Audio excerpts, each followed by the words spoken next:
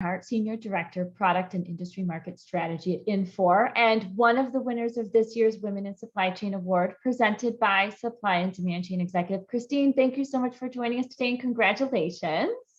Thank you so much. I'm super excited. I'm super excited for you. So Christine, let's start out with, tell me a little bit about yourself, your company, and kind of how you got to this point in time.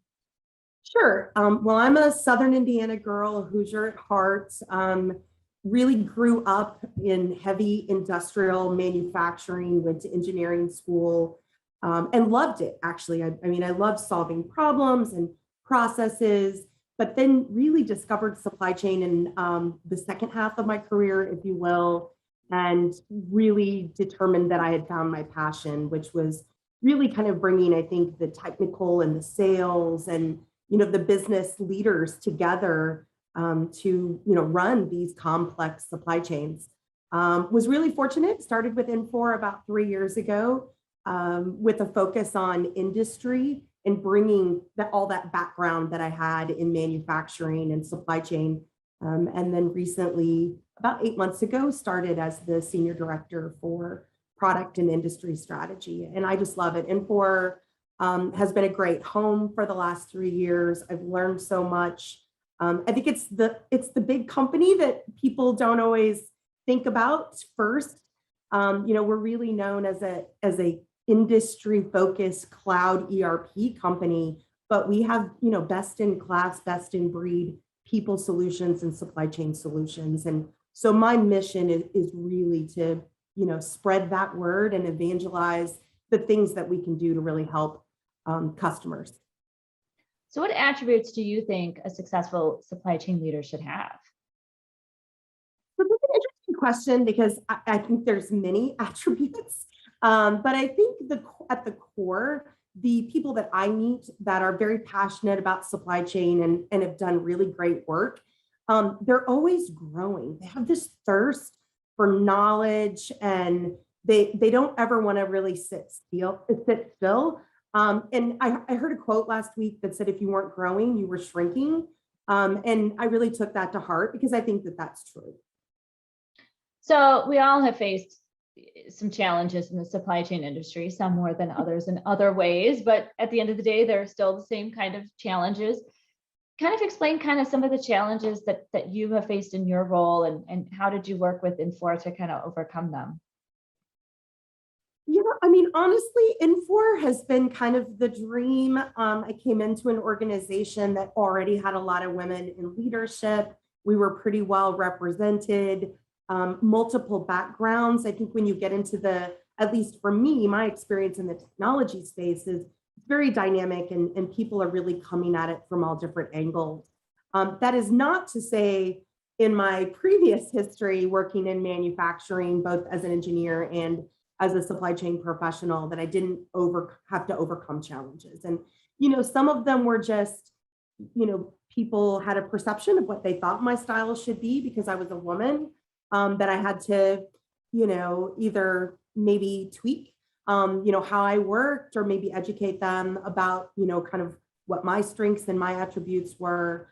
But, I don't think there's any like one way to be successful in supply chain. I think you just have to keep kind of moving forward every single day and not ever take no for an answer, right? I mean, I will tell you, the biggest growth throughout my career has always been when somebody told me that I wasn't capable to do something, like, oh, you're not right for that. You don't have those skills. And I would be like, let me show you how you're wrong. So, I think, you just have to kind of let it roll off your back and try to maintain a positive outlook. So the supply chain industry itself has always traditionally been a male-dominated industry, and that seems to be evolving and changing, which is good. So, from where you sit, how do you feel about that evolution and kind of how can we work with universities and colleges to kind of get, recruit and retain more talented females in the supply chain? Yeah, I mean, I have a bit of a unique perspective there because I'm an electrical engineer by education, and that landscape is perhaps even more dismal in terms of gender equity. So for me, coming into supply chain, I wasn't the only one. There were like 2 or 3 of us, and I was super happy about that. But I think, we're seeing some really positive trends. Women actually outnumber men now for both 2 and 4 year degrees. We're seeing really great interest in supply chain. I think, especially in the wake of the pandemic, people didn't, I mean, I've been in this for a long time, and my family really didn't know what supply chain was. Now they know. They're like, oh, supply chains don't work. I don't have toilet paper. So I think that that's been, really positive. I think the other thing that the pandemic has really helped is that it has shown us that we don't have to go into an office every day. We don't have to go into the manufacturing site every day. And I think in terms of retention of women, I think that'll be really important. I know for myself, I have a 21 and a 23-year-old. It was really a struggle, always having daycare when the kids were sick or, whatnot. And I think now we understand that people can still be productive in a non-traditional way. So what advice do you have for those starting out in the supply chain industry? So, most people I think would tell you, make sure you have mentors. And I'm going to say, I don't want you to get mentors. I want you to build a tribe. And the difference there is, I think when we say mentors, people think about these kind of structured programs and you're assigned somebody.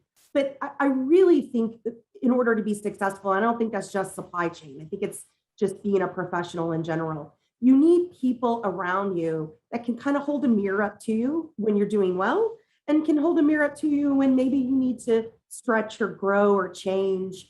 And they don't all have to be in supply chain. Many of the people that, I value their opinion, I call them, I get advice, they're not in supply chain. They're in other, business professional realms. And I think having that mix is really healthy. So to wrap it up, how does it feel to be named one of Supply and Demand Chain Executive's top women in supply chain? It feels wonderful. I feel incredibly privileged. And when I look at the other women that have, or won this award, I'm like, gosh, not sure I stand shoulder to shoulder, because there's just some incredible talent. And, I think for me, it's just, it's great to do what you love, but then to be recognized by your peers for, doing a good job. I mean, does it get any better than that? Well, I personally think that you definitely deserve a spot on the list. So congratulations with that. And thank you to you and your company and everything that you do to keep the supply chain moving. I know it's been kind of challenging times. So in a wild ride. Yeah, I would definitely imagine so. So Christine Barnhart, Senior Director of Product and Industry Market Strategy at Infor, and one of the recipients of Supply and Demand Chain Executives Women in Supply Chain Award. To learn more about Christine, go to stcexec.com. Congratulations again. Thank you.